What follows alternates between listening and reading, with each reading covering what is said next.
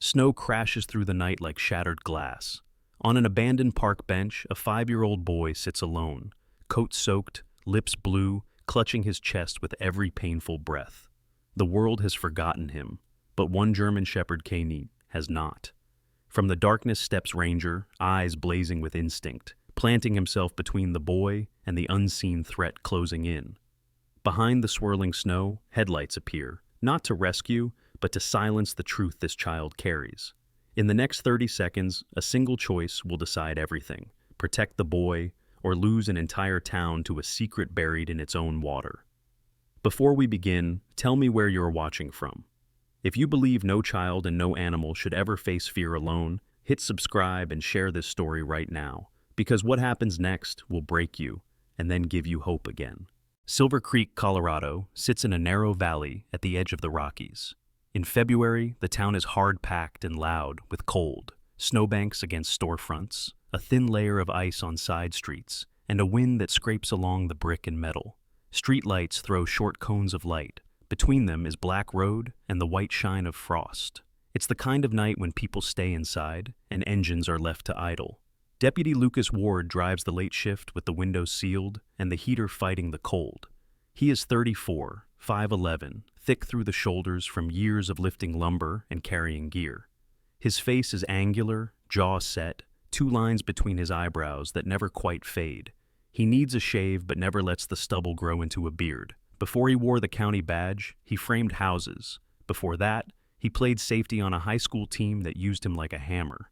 2 years ago, his son died from a heart defect on a sunny day that still visits him at odd hours. Since then, he moves, because stopping invites memory. Ranger rides in the passenger seat. He is a 6-year-old German Shepherd, big-chested, with a black saddle and sable legs. There is a pale scar behind his right shoulder from a winter rescue that went bad. He doesn't like diesel engines or sudden bangs, and he stiffens at doors closing hard. With Lucas, he works steady, quiet commands, predictable routines, long walks at dawn. He watches more than he barks. He isn't soft, he is reliable. At 12:41 a.m., they pass the town green. The bandstand sits dark. A metal bench faces the plowed oval. Ranger lifts his head and sets his ears forward. Lucas follows the stare and sees a small shape on the bench. Too small, too still. He brakes. The radio mic bumps the dash. The cruiser skids a few inches, then holds. The bench is 30 feet from the streetlight. A child hunches there with his arms wrapped around his chest. No hat. Thin coat. His breath comes fast and shallow, and then stalls, as if each inhale catches on a hook. Lucas kills the engine, leaves his light bar on, and steps into the cold. He grabs a foil blanket from the rear and clips the leash to Ranger out of habit. Up close, the boy looks 5 at most. Brown hair is stuck to his forehead. His cheeks are chapped and shiny with cold. His coat gapes at the neck where buttons are missing. He clutches a stuffed bear rubbed almost bald. The snout is gray from years of handling. Lucas crouches. Ranger sits close to Lucas's leg, chest forward, head low. "Hey, buddy," Lucas says, keeping his voice level. "I'm Lucas. This is Ranger. We're here to help." The boy's eyes open to thin slits and don't focus. He tries a breath, winces, and hunches tighter. Lucas slides the blanket around his shoulders and tucks it under his thighs. The hands under the bear are naked and white. Lucas slides his own gloves over them. The boy flinches but doesn't pull away. Ranger leans and rests his muzzle against the boy's knee. The boy's gaze moves to the dog and stays there. His mouth shapes a word and barely pushes it out. "It hurts." "Your chest?" Lucas asks. The boy nods once and coughs. It's deep and wet and wrong. "We're going to the hospital," Lucas says. He gets an arm behind the boy's shoulders and the other under his legs. The weight is startling, more blanket and air than child. The bear stays clamped to the boy's chest. The boy's mouth moves near Lucas's ear. The whisper is thin. "Water. Hurt." Lucas doesn't ask what that means. The wind is bitter and the boy is failing. He moves fast to the cruiser. Ranger stays tight on his left. Lucas lays the boy across the rear seat, buckles him in, tucks the blanket high, and leaves space for Ranger's head near the boy's hip. The dog settles along the footwell, ears forward, watching the boy. The radio cracks. "Unit 12 status?" "It's dispatch. Sarah Pike tonight." Sarah is mid-40s, tall, all elbows and clean lines, hair in a tight bun. She grew up one county over and came back for the steadiness of the mountains. Her voice is calm at 3 in the morning and at 3 in the afternoon. 12, Lucas says, flipping the siren on. Child, male, about 5, found on the green. Hypothermic, labored respirations, chest pain with breathing. En route to Silver Creek Medical. Notify ER. Start CPS in case of no guardian. Copy 12, Sarah answers. ER on alert. CPS notified. Do you need a second unit? Negative. Open lights. Lights are yours. The cruiser takes Spruce Avenue, the first to get plowed. The creek runs black under ice to the right. The water tower rises beyond it with Silver Creek in block letters. The heater finally pushes warm air. In the mirror, the boy's lips are pale and his eyes are drifting. Lucas keeps his voice steady. What's your name? The boy works his mouth as if the skill is rusted. He turns the bear toward Lucas like the bear can help. The word comes soft. Noah. Noah, Lucas repeats. I'm Lucas. The dog is Ranger. Stay with us, okay? We're almost there. Noah's head lists toward the dog. His gloved fingers find Ranger's ear and yold, the way a kid holds a rail on stairs. Ranger tolerates the grip and returns to watching Noah's face. The hospital sits at the bottom of the hill, a plain building with a bright bay for ambulances. The doors are open for the blue lights. Lucas breaks in the slush and kills the siren. The quiet rings for a second. He's at the rear door before the car rocks to a stop. We're here, he tells Noah, and lifts him again. The boy weighs less than he looks. Ranger lands beside them with a soft thud. Inside, heat and disinfectant. Floors clean and bright. A nurse steps forward. Mid-20s, compact, freckles across the nose, hair tied back. Her badge says K. Ellison. How long outside? She asks, hand already on the boy's forehead, then at his wrist, then checking the rise of his chest. Unknown, Lucas says. Found on the green. Name is Noah. Pain with breathing. Looks like hypothermia. Warm blankets. O2. Call Dr. Patel to triage, she says over her shoulder. An orderly brings a gurney. She slides a nasal cannula into place with practiced hands. The boy makes a sound of protest that never grows. Lucas lays him on the gurney and keeps a hand on his shoulder until the nurse takes over. The bear stays tucked under the blanket by the boy's ribs. Dog comes in, she asks briefly. K9, Lucas says. He'll stay at the threshold. The doors swing and the gurney disappears down the hall. Ranger sits at the line where a decal on the floor asks visitors to wait. He plants his chin on his paws and watches the gap in the door like it's a job. Lucas's hands shake as the adrenaline drains. He unclenches, breathes once, and clips his radio. Dispatch 12, he says. Run any recent EMS calls for pediatric respiratory distress. Name Noah, unknown last name. Also flag complaints about the municipal water. Copy, Sarah says. No questions, no commentary. Through the opening, he sees Dr. Patel step in. Mid-30s, slim, scrubs neat, hair cropped short. Patel listens to the boy's chest and says something Lucas can't hear. A cuff wraps around a thin arm. A pulse oximeter blinks red on a gloved finger. The nurse tucks a warm blanket around the feet. The bear's face peeks out. A stitched smile and threadbare fur. Ranger shifts so his shoulder touches Lucas's leg. The contact grounds both. Somewhere down the hall, Noah coughs again. Lucas's grip tightens on the leash. He has done what the job requires. Find, carry, deliver. He could leave the rest to the nurse, the doctor, and the caseworker on the way. He could get back in the car and keep moving until his shift ends. He doesn't. He stands in the vestibule where the automatic doors breathe warm and cold air back and forth. He watches the hallway and waits. The facts are simple. A 5-year-old on a freezing bench, chest pain with breathing, a whisper about water, no guardian in sight. The dog chose to stay pressed to his leg. The town's creek runs under ice and looks normal. Sometimes, normal is the last thing you see before it isn't. Lucas sets his jaw, an old habit that means the decision is made. We'll wait, he tells Ranger, though the dog already has. Outside, the wind moves snow across the empty parking lot. Inside, the doors close, and the hallway lights hold steady. Somewhere inside the ER, a small chest keeps working for air. He stays. Deputy Lucas Ward stood just inside the automatic doors of the ER, the cuffs of his uniform pants wet from melted snow, Ranger sitting steady at his side like a dark statue of vigilance.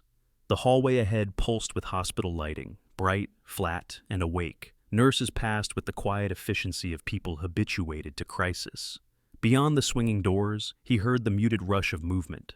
Oxygen tanks being wheeled, low voices giving orders, the faint beeping of monitors keeping time with a failing heartbeat. A man in green scrubs approached, Dr. Agony-Patel. He was mid-30s, sharp-featured with defined cheekbones and warm brown skin, short black hair combed neatly to the side. His movements were precise, economical, the kind of man who left no wasted motion in the world. His eyes were alert, steady, and held a kind of restrained concern, professional, not panicked. "He's stable for now," Dr. Patel said, removing his gloves and tossing them into a bin. "Name's Noah, around 5, as you said. Body temperature was dangerously low. We're warming him gradually. Lungs are tight, but not collapsed."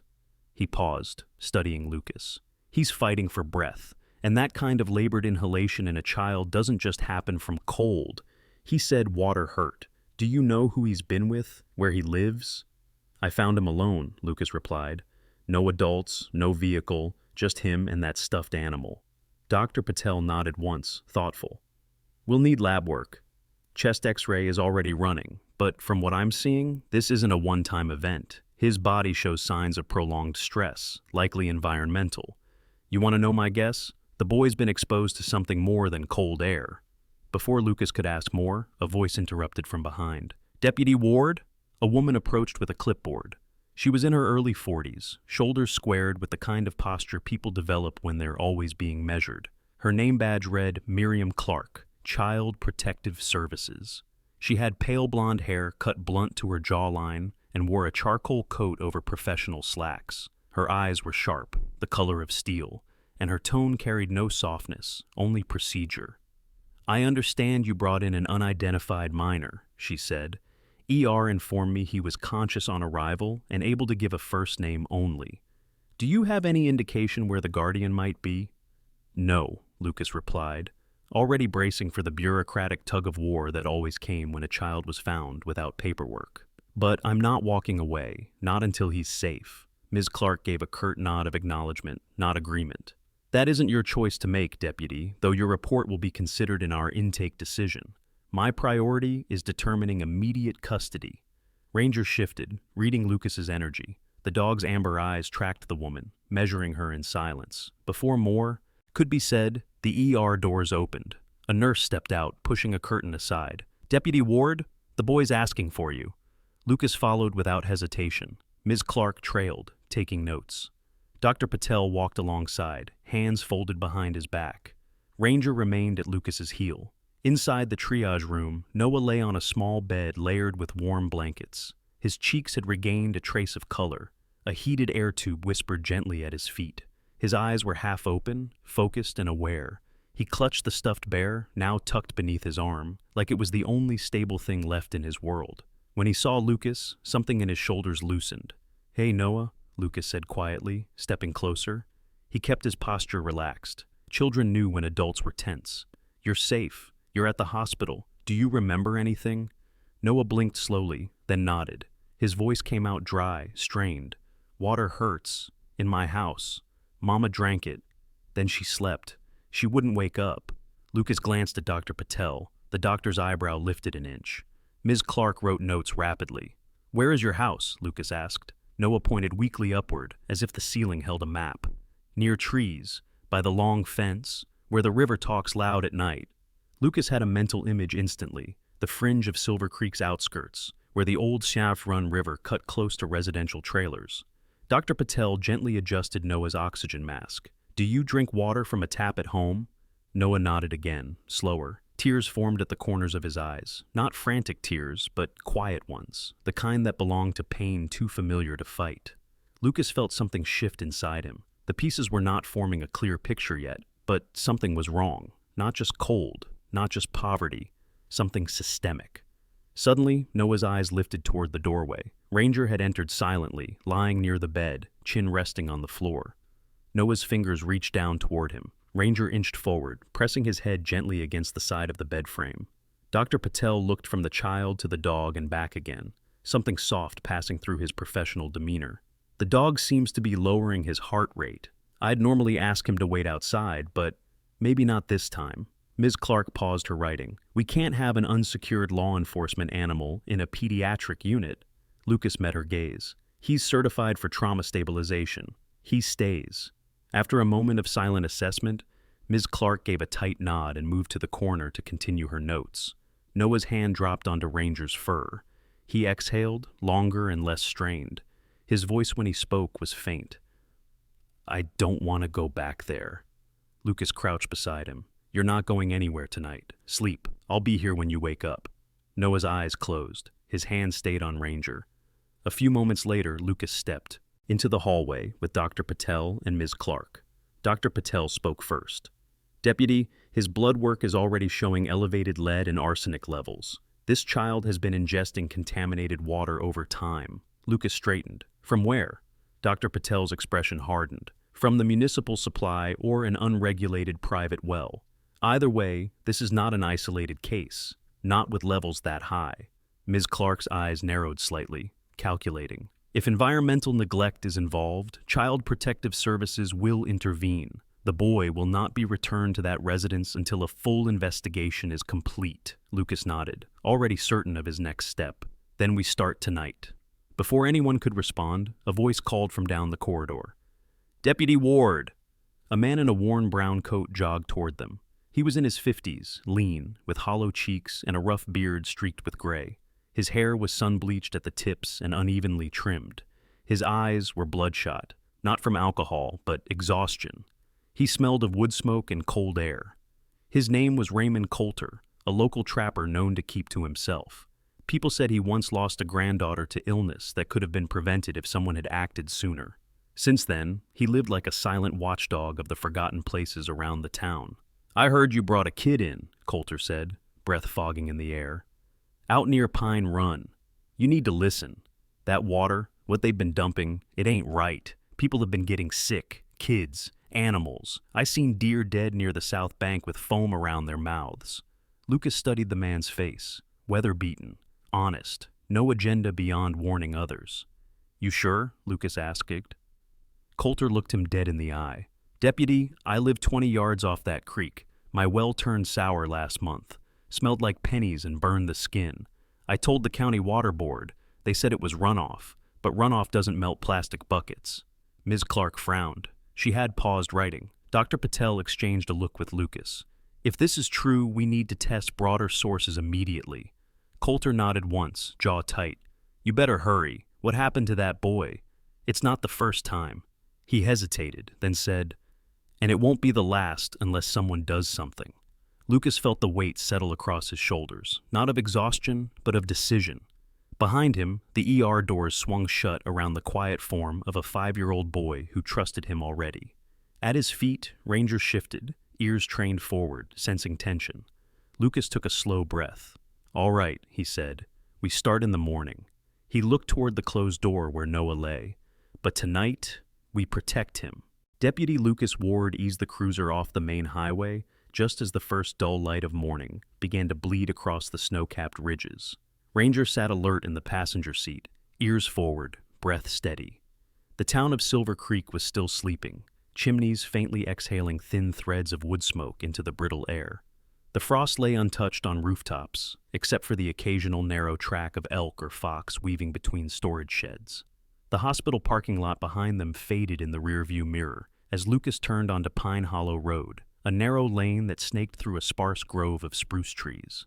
According to county records and what little Noah had been able to describe, this was the direction of home. Lucas's jaw tightened as he drove. Children didn't wander miles in sub-zero temperatures unless something had gone terribly wrong. The engine hummed low, gliding cautiously over icy ruts. The air inside smelled faintly of pine and wet fur from Ranger's coat. The dog's gaze remained fixed ahead, his instincts already recognizing they were approaching something significant. As Lucas turned the final bend, a cluster of aging trailers appeared between the trees. Most were patched with mismatched siding and sheets of insulation, some covered in tarps held down with bricks.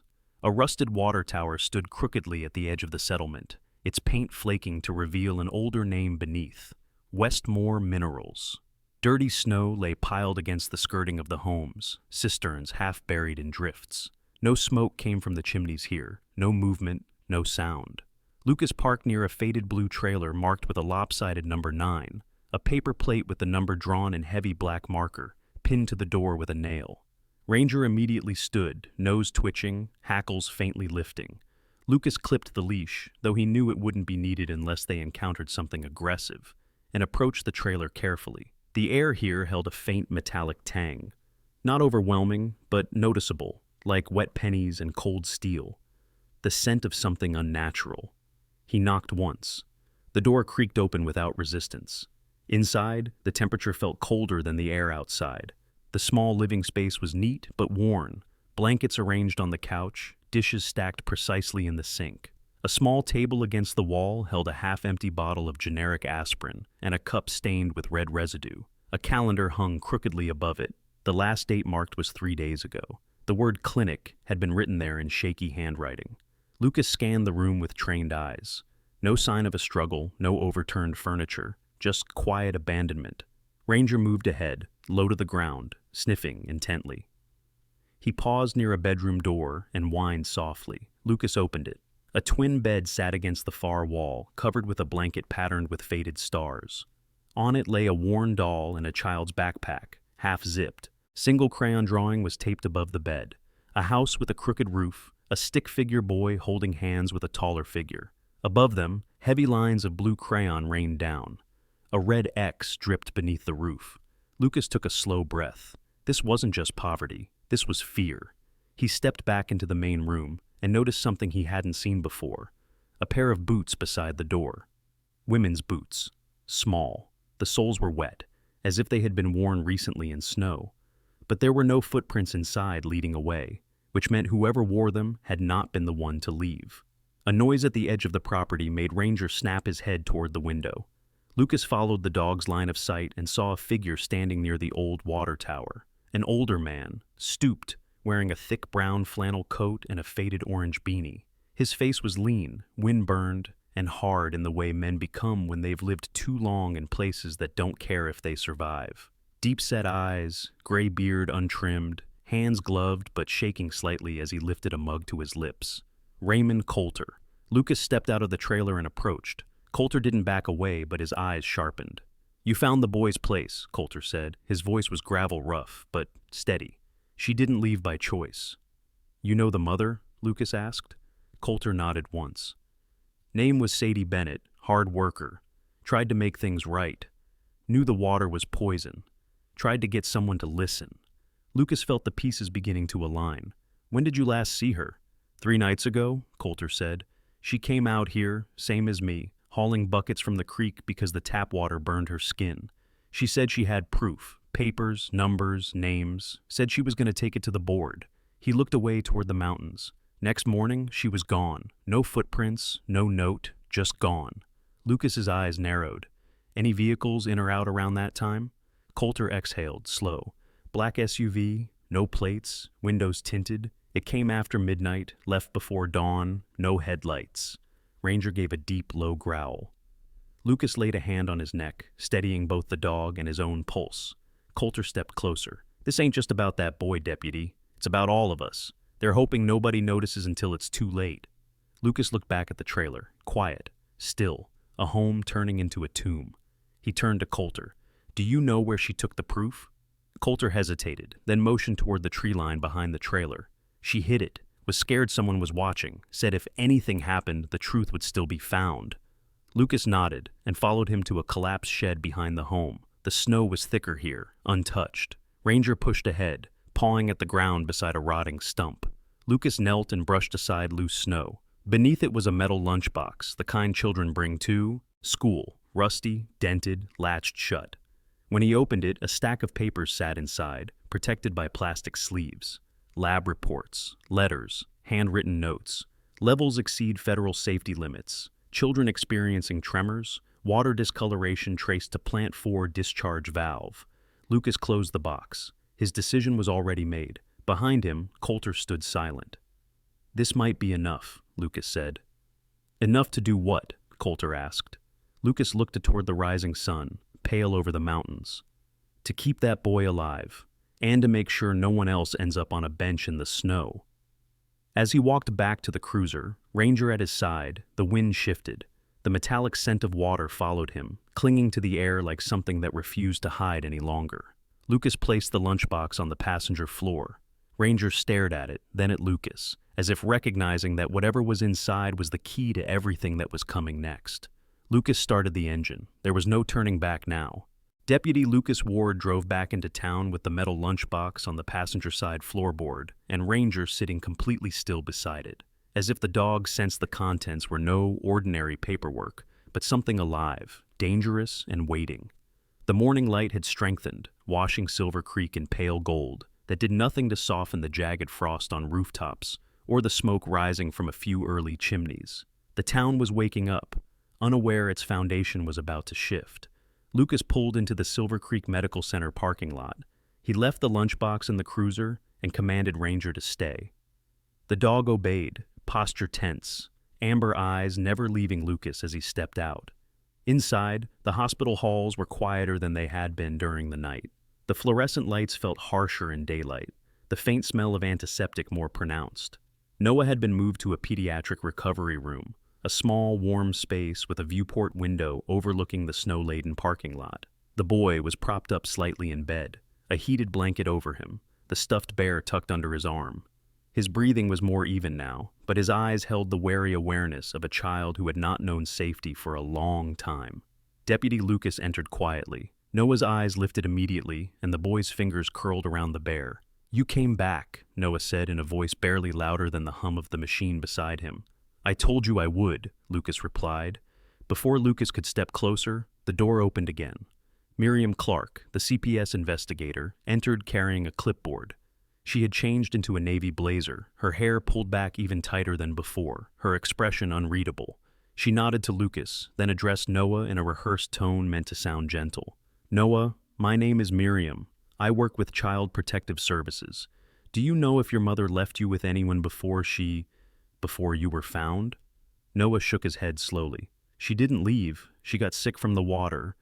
Then she couldn't wake up." Miriam noted something, then asked, "Has anyone else lived with you recently? Any relatives or friends?" The boy hesitated. His small hand tightened around the bear's paw. "A man came. He told Mama she was lying. He said we had to stop talking to people. He had a black car." "Miriam," Lucas said sharply, "that's enough for now. He needs rest, not interrogation." Miriam angled her head toward him. "I understand your position, Deputy, but my priority is this child's placement and safety.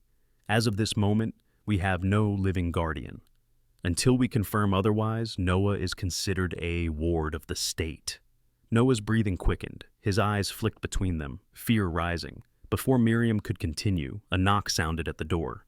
The attending physician entered, Dr. Camille Rhodes. She was in her late 50s, tall and composed, silver-streaked hair pulled back in a loose twist. Her face had the kind of lines formed more by compassion than age. She had been in Silver Creek for decades, long enough to see mining booms and factory closures, long enough to bury friends who had stayed behind when others moved to the cities.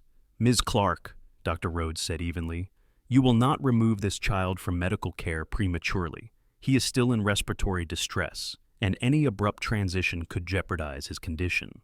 Miriam straightened, but did not argue. "I will follow medical recommendations, but once he is cleared, we'll cross that bridge when we get there," Dr. Rhodes cut in.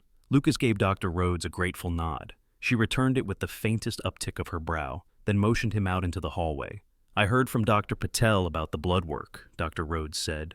"If that paperwork you found contains what I suspect, we're looking at a serious environmental breach. This is not just negligence, Deputy. It's a public health crisis." Lucas lowered his voice. "I'll get the documents in front of the right authorities, but I want confirmation from a medical standpoint first. Something official they can't suppress." "You'll have it before noon," she said. "And Lucas, be careful. If this goes as far as I think, there will be pushback." As if summoned by the word itself, the hospital's front doors opened. A man in a charcoal suit stepped inside. He was in his late 40s, tall and impeccably groomed, with dark hair combed back to reveal a sharp widow's peak. His skin was a healthy bronze, his jaw clean-shaven, and his eyes, the steely gray of cold river stone, gave nothing away. He carried a leather briefcase and wore an expression that had been crafted in corporate boardrooms: cordial, controlled, dangerous. "Deputy Ward," the man said, approaching with a slow smile that didn't reach his eyes. "I'm Nathaniel Crane, legal counsel for Silver Pure Industries. I understand you've encountered one of our residents." Lucas's gaze didn't waver. "Silver Pure owns the water treatment facility outside of town. They don't own Pine Hollow." Crane gave a soft, patient chuckle. "Deputy, Silver Pure owns the land, leases the lots, and provides all municipal services to that area, including the water line you're now implying is harmful. That's a serious accusation." A silence stretched. The corridor seemed to become still, even the air slowing its movement. Crane stepped closer. His shadow fell across the linoleum. "We've already sent our medical team to offer assistance. We're prepared to cover all expenses for this child and ensure he receives the best treatment available." His voice softened. "You and I both know rural hospitals can only do so much." Lucas did not blink. "The boy isn't a PR problem to manage." Crane's smile thinned. "Everything is a PR problem when it threatens community trust." He looked toward the pediatric room. "I sincerely hope any conclusions you're drawing are based on fact, not misplaced emotion.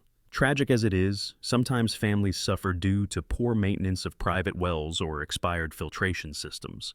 Silver Pure has no liability in such cases." He stepped back smoothly. "Our office will formally request access to any materials you've collected. For now, I trust you will use discretion." Crane turned and walked toward the exit. The doors opened with a soft gasp of air and closed behind him. Lucas remained silent. Dr. Rhodes looked at him, reading everything in his expression without a word. "We need evidence," she said. "We have it," he replied. He left the hospital and returned to the cruiser. Ranger was still in position, alert. Lucas opened the passenger door and lifted the metal lunchbox onto his lap. He glanced in the rearview mirror, half expecting that black SUV Coulter had described to materialize from the snow. The road remained empty. He drove toward the county records office. The sun was higher now, glinting off the snow so brightly it turned the world white.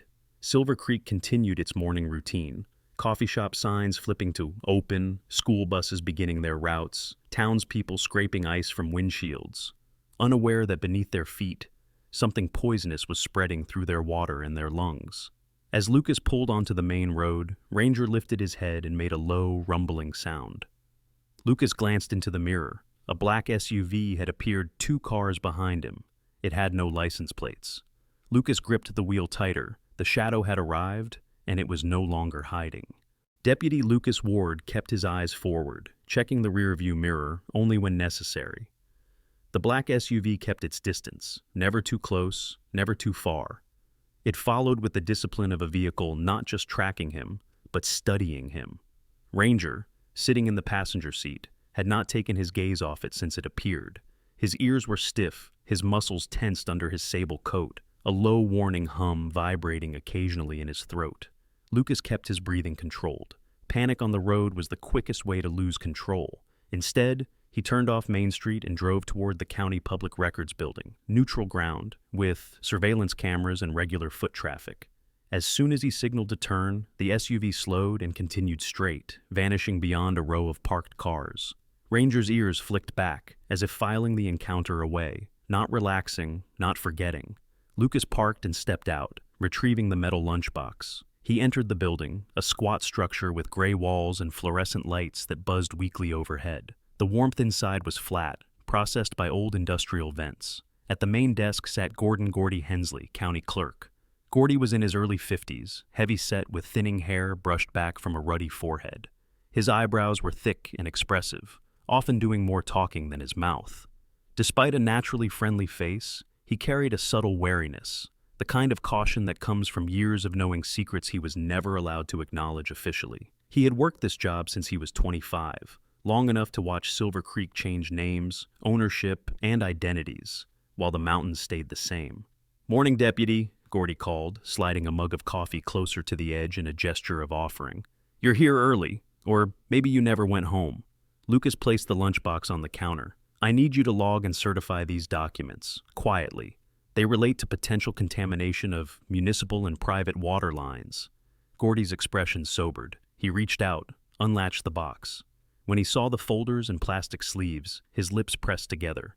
He turned to a small side desk and began the process of registering evidence: date, time, chain of custody notations. "You understand what this means," he said without looking up. Lucas nodded. "I do." Gordy signed the last line and lifted one of the documents closer to his eyes.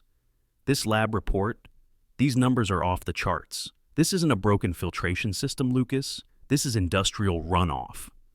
Before Lucas could respond, the door opened. A woman stepped in, brushing snow from her shoulders. She wore dark jeans, worn boots, and a thick forest green parka. Her hair was deep auburn, pulled loosely into a braid that fell over her shoulder. Her eyes were hazel, sharp, perceptive, and not unfamiliar to confrontation. She looked mid-30s, strong in posture, with an underlying tension suggesting a person accustomed to fighting for ground. Elena Vega, investigative journalist, local-born, left to work in Denver, then mysteriously returned 18 months ago. Rumor said she lost a sibling to a mining collapse and never stopped digging for truth after that. She now ran a small independent news site focused on environmental accountability. She approached the desk, nodding once at Lucas. "Deputy Ward, Vega." Her eyes flicked to the lunchbox. "Word travels when a patrol car drives into Pine Hollow at dawn." She gave a tight smile. "And when a black SUV drives out." Lucas didn't respond. Gordy finished stamping the last document and slid it across the counter. "Filed under sealed provisional status. It'll hold. For now." Elena leaned slightly forward. "I can help you, Deputy.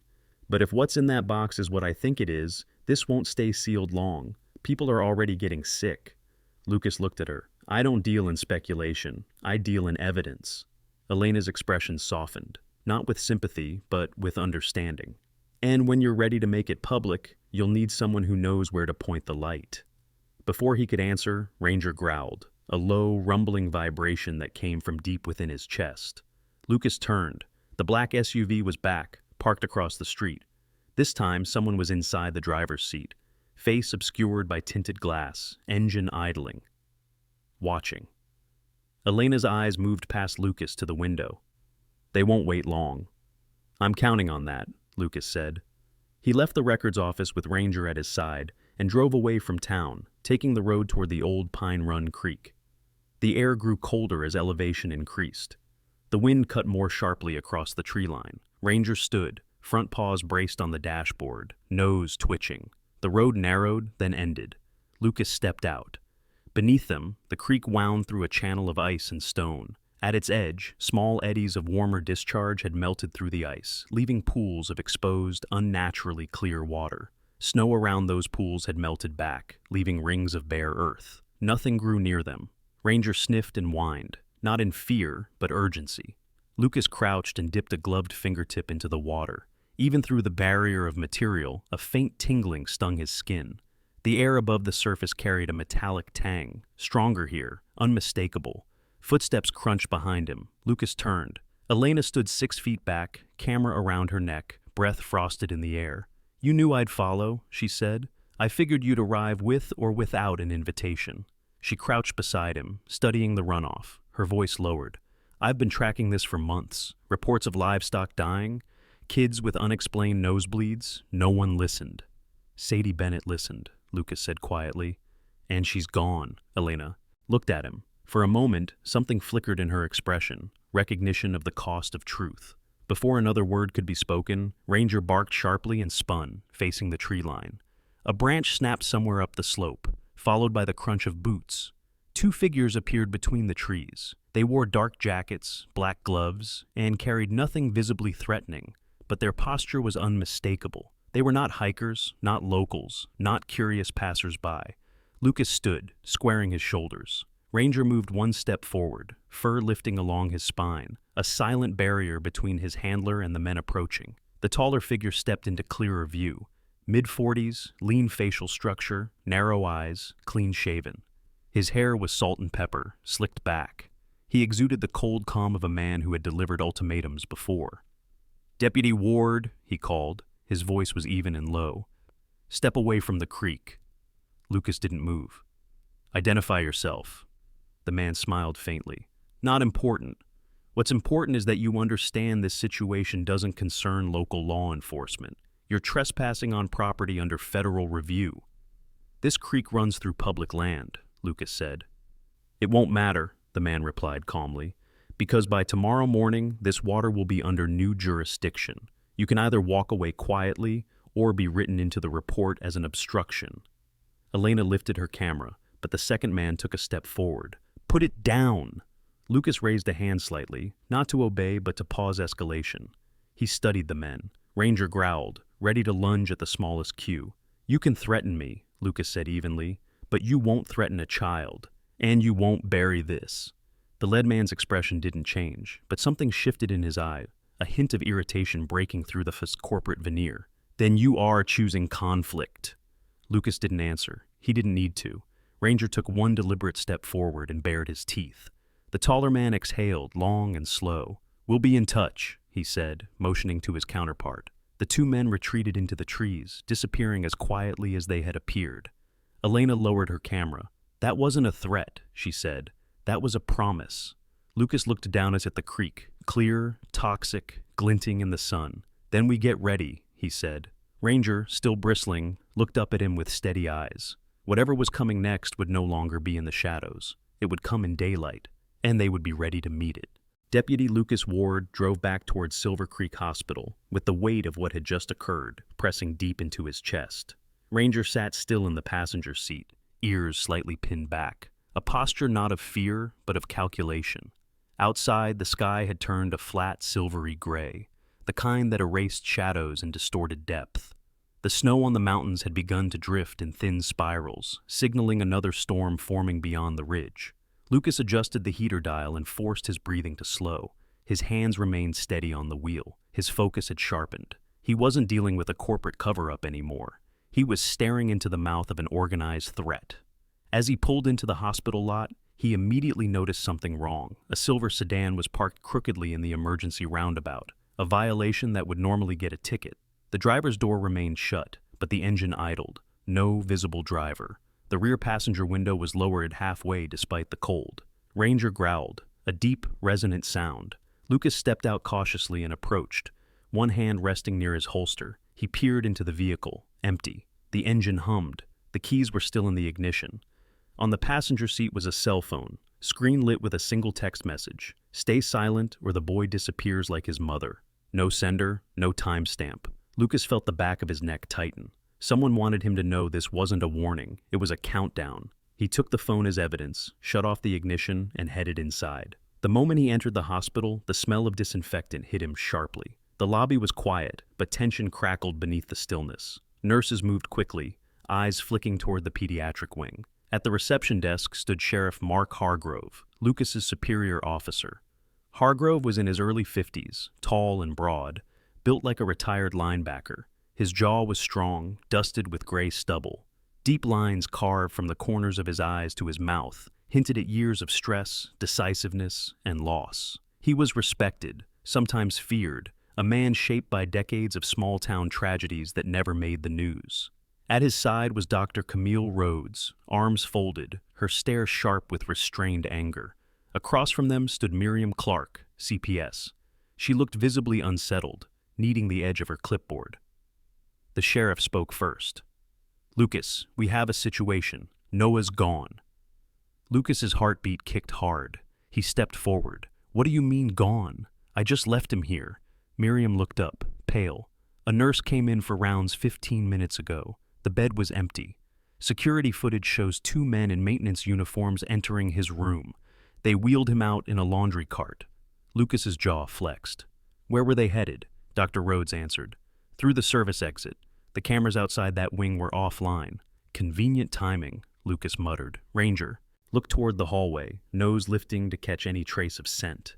Sheriff Hargrove locked eyes with Lucas. We're locking down the hospital, but if those men got out before the alarm was raised, they're already gone. They won't get far, Lucas said flatly. Deputy, Hargrove cautioned, you need to approach this by the book. Lucas met his gaze. With respect, Sheriff, they just abducted a 5-year-old in medical distress. Whoever did this isn't worried about the law. Hargrove's jaw tightened. A vein pulsed in his temple.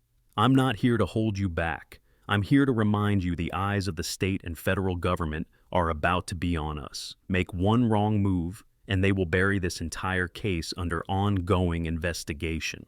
"Elena is still out there," Lucas said. "She can track this from the public side. She can go places we can't." Miriam stepped forward. Her usual stoicism was cracking. "Deputy Ward, if Noah is not recovered, he will be declared a missing minor under corporate conflict jurisdiction. That transfers custody decisions away from local CPS and into federal arbitration." Lucas stared at her. "Meaning? Meaning whoever took him could legally claim protective custody if they file first." The air in the room shifted, like pressure before lightning strikes. Lucas turned on his heel. "Ranger, find his trail." The K-9 surged forward, nose down, pulling toward the service corridor. Hospital staff moved aside as Lucas followed, boots echoing against the linoleum floor. Ranger stopped at the exit, paws planted, head turned northwest, the direction of the Pine Run Industrial Road. Lucas held the metal lunchbox tighter. Inside lay the reason Noah had been taken. As Lucas approached the side lot, the faint sound of an engine echoed in the distance. Ranger barked once, sharp and certain. Lucas ran back toward his cruiser. Dr. Rhodes called after him. "Lucas, what are you going to do?" Lucas looked back briefly. "Bring him home." 10 minutes later, Lucas was following Ranger's nose along the snow-covered service road that wound behind the hospital and into the trees. Ranger's body moved with purpose, pulling the leash taut. The snowbanks here were higher. Drifts gathered along the shoulders of the road. Paw prints and faint tire tracks scored the surface. They reached a fork. Ranger stopped, sniffed deeply, then turned left, toward the river. Lucas followed. The road narrowed again, eventually turning into a gravel path that descended into the tree line. The river was close now. He could hear the low rush of water pushing through ice. And then he heard something else, a muffled cry. It came from somewhere up ahead, near the old maintenance shed owned by the Silverpure subsidiary. Lucas slowed, hand hovering over his firearm. He signaled Ranger with a hand command. "Wait." The dog stopped, muscles coiled. Lucas moved forward carefully, boots silent. Over packed snow. Around the curve he saw it, a white van parked half-concealed under pine branches. Its rear doors hung slightly open, no visible movement. Lucas approached, weapon drawn. Inside the van, a laundry cart sat shoved against the wall, empty. Before he could search further, Ranger growled low. Lucas looked to the right, tracks in the snow, fresh, booted, small, a child's, leading toward the riverbank. "Hang on, Noah," Lucas said under his breath, and followed. Within moments, the path opened onto a clearing beside the Wanrun River. The water here ran dark and fast between ice shelves, and standing at the edge, dragging a struggling Noah by the arm, was one of the maintenance men. His disguise had been discarded. Underneath, he wore tactical gear, dark jacket, reinforced boots. His head was cleanly shaved. His jaw was sharp, shadowed by stubble. His face was expressionless, eyes like glass. When he saw Lucas, he tightened his grip on Noah. "Stop there, deputy," the man said coolly.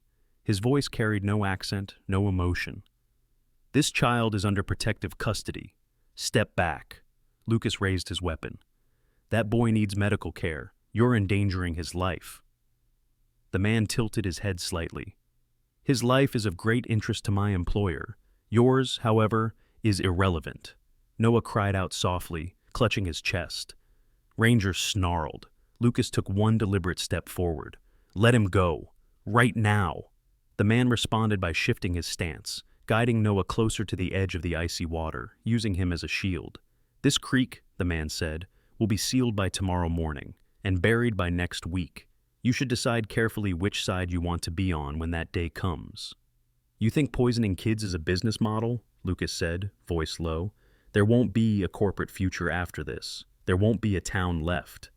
The man gave a cold smile. "You're assuming you'll live long enough to see it." Ranger lunged. In one clean, silent motion, the K-9 launched forward, jaws locking onto the man's forearm. The grip forced him to release Noah. The boy stumbled backward into Lucas's arms. Lucas pulled Noah close. The man struggled, raising his free hand, but he wasn't fast enough. Lucas struck with the butt of his weapon, dropping him to the snow. The man fell, groaning. Ranger released only when Lucas ordered him back. Lucas wrapped Noah in his coat, holding him against his chest. The boy trembled violently, but clutched Lucas's uniform. His voice was weak. I knew you'd come. Lucas held him tighter, eyes fixed on the river and the trees beyond, where more danger waited. It's not over, Lucas said, but I won't let them take you again. And with that, he turned back toward town. The war had officially begun.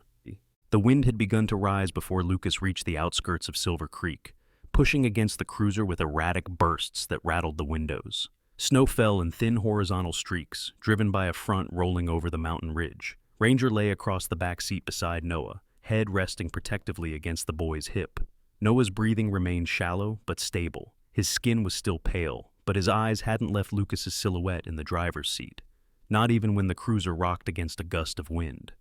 Sheriff Hargrove was waiting in the hospital bay when Lucas returned. The sheriff stepped forward and opened the rear passenger door himself, carefully lifting Noah into his arms.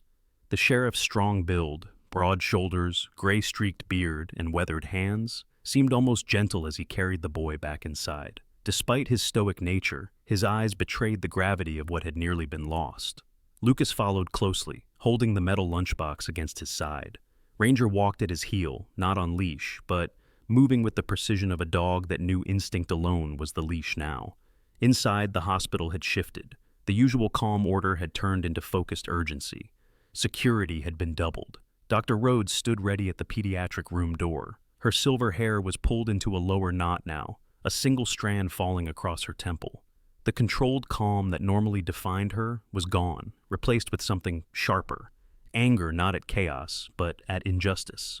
She met Lucas's eyes. We'll keep him safe. They won't get through these doors again. As Dr. Rhodes and the attending nurses tended to Noah, Sheriff Hargrove turned to Lucas.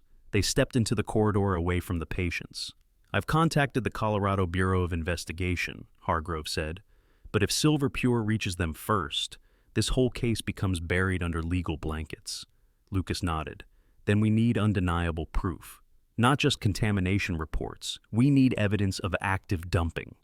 Elena Vega arrived at that moment, pushing through the double doors, her parka dusted in snow. She carried a small drone case in one hand, camera bag slung over her shoulder. Her hazel eyes locked onto Lucas. There's movement at the Silver Pure industrial site, she said. Trucks coming in and out near Plant 4. No public record of night operations. Sheriff Hargrove let out a slow exhale. They're destroying evidence. Lucas closed the lunchbox and latched it. Then we stop them before they finish. Ranger stood, tail still, ears erect. The drive to the industrial zone on the north edge of town was slow, visibility worsening by the minute as the storm built momentum. Snow swirled across the road in ghost-like veils. The air tasted metallic, the kind of cold that carried the memory of ice before it formed. The headlights caught the flicker of movement through the snow, shadows of elk driven low, into the valley floor by the storm. As they approached the Silver Pure facility, the forest thinned and the land opened to reveal a sprawling compound of storage silos, processing towers, and a wastewater reservoir tucked behind a chain-link fence topped with razor wire. Lucas killed the lights and stopped on a small service road leading up to the back entrance. Elena peered ahead through the windshield. They're using the storm to cover their tracks. The reservoir loomed ahead, an artificial lake formed by a concrete basin. Floodlights reflected off the surface, but the water wasn't dark as it should have been in winter. It shimmered faintly, the unnatural glint of chemical discharge. 2 tanker trucks were backed up against the basin. One was actively pumping liquid into the water. Men in protective gear moved around them, faces obscured by respirators. Lucas lifted binoculars. They're releasing unprocessed waste directly into the creek system. We get this recorded, Elena said, reaching for her camera. Video, audio, timestamp, latitude, no court can ignore it. Before Lucas could respond, Ranger suddenly let out a low, urgent whine. His body stiffened, muscles coiling. His ears snapped backward, then forward. Lucas followed his stare. On the far side of the basin, a blast door opened in a hillside, one not marked on any public map. From it, security personnel emerged. Not corporate guards, men in body armor with rifles slung across their chests. Their movements were tactical, precise, controlled. The group split into 2 units, one heading toward the trucks, the other toward the creek embankment with heavy cases. "What's in those crates?" Elena asked, voice hushed. Lucas watched the lead guard open one, long cylindrical devices, capped in yellow. "Explosives," Lucas said. "They're going to collapse the basin into the river. When the flood washes through, it'll carry contaminated runoff straight across 5 counties. Then they'll claim infrastructure failure. Elena gripped the steering wheel. That would displace hundreds of families and erase every trace of what they've done. Lucas turned to her. Get the drone in the air. Record everything. Send it to 5 backup servers. Sheriff Hargrove will relay it to the state attorney before they can shut us down. Elena nodded and stepped out, crouching low against the wind. Ranger moved beside her as she launched the drone. The small machine lifted into the air, its lights disabled, its camera silently recording the unfolding crime. Lucas and Ranger advanced along the ridge, using the snow and brush as cover. The wind howled around them, battering against Lucas's back, pushing sideways. Ranger pressed close to the ground, instincts aligning with purpose. As they closed in, one of the guards turned, scanning the hillside with a thermal scope. Lucas dropped flat, pulling Ranger with him. The scan beam passed overhead, then moved. 1. 2 guards hoisted crates to the edge of the basin. A third man appeared behind them, someone Lucas recognized immediately. Nathaniel Crane, but not in a suit. Tonight he wore a dark tactical coat and gloves. His demeanor had changed from polished legal counsel to something colder, something completely unmasked. He spoke to the guards, voice clipped and decisive. Once the detonators are set, we seal the control room and withdraw. Washington will handle jurisdiction. Lucas raised his binoculars. Crane stood with absolute confidence. His controlled, unreadable face was now illuminated in harsh blue-white light, and in his eyes Lucas saw no hesitation. Crane wasn't acting under orders he disagreed with. He believed in this plan. He was orchestrating it. Lucas lowered the binoculars, set his jaw, and signaled Ranger forward. It didn't matter that they were outnumbered. It didn't matter that the storm was turning the world into a wall of white. There was no time left for caution. If they didn't act now, there would be no more creek, no more water, and no more town. Ranger moved ahead, muscles rippling beneath his coat. Lucas followed, weapon raised. The last thing Lucas saw before the snow swallowed his vision was Nathaniel Crane turning toward the ridge. He had been seen. The final confrontation had begun. The storm broke at dawn, not with thunder or violence, but with a stillness so sudden it felt unnatural. Snow lay across Silver Creek in unbroken sheets, burying tire tracks, footprints, and the overnight chaos beneath a mantle of white. Smoke rose from chimneys once again, and distant church bells began to ring, muffled under snow-laden air. For most townspeople, it was a quiet Sunday morning, unaware of how close their lives had come to being erased. Inside Silver Creek Medical Center, room 204 was warm with low golden light. A small tree outside the window bent under the snow's weight, branches sparkling like glass. Noah lay propped against pillows, cheeks flushed with returning color. Ranger lay curled at the side of the bed, his thick coat rising and falling as with each calm breath. He had refused to leave the boy's side after the night's events. Lucas stood at the window, arms folded, watching the sun rise over the ridge. His uniform jacket hung on the back of a chair, replaced by a gray thermal shirt clinging to his frame. Dark circles marked the fatigue beneath his eyes, but there was clarity there, a kind of peace he hadn't worn in years. The door opened. Elena Vega stepped in, quieter than usual, a rare softness in her expression. Snow dusted the shoulders of her coat. In her hand was a newspaper, hot off the local press. Its headline in bold black print, "Environmental Crimes Exposed. Silver Pure Executives Under Federal Investigation." Below it, a photo. Lucas standing beside the basin, wind tearing his coat, drone footage time-stamped and verified. Behind him, the floodlights glared across contaminated water. The explosives had been discovered before detonation, thanks to Lucas's intervention, and state authorities arrived within the hour. Nathaniel Crane had been taken into custody by U.S. Marshals before sunrise. The people of Silver Creek had awakened to truth. Elena laid the paper on the bedside table beside Noah's stuffed bear. "It's official. They can't bury this anymore," Lucas nodded. "What about the cleanup order?" "EPA is already on site," Elena said. "Federal teams arrived overnight. They're evacuating the area around Pine Run. Families will be relocated, compensated. Medical relief is being mobilized." She turned to Noah. "Your mother's testimony is being honored. They found her alive." Noah's eyes brightened. Dr. Rhodes had confirmed the night before. Sadie Bennett had been located in a remote medical facility, unconscious but stable, her condition directly tied to chemical exposure. She was being transferred back to Silver Creek that morning. "Will she wake up?" Noah asked quietly. "She will," Dr. Rhodes answered, stepping into the room. Her silver hair caught the light, making her look like a figure carved from calm and resolve. "Her vitals are strong. She's responding to treatment. She asked for you."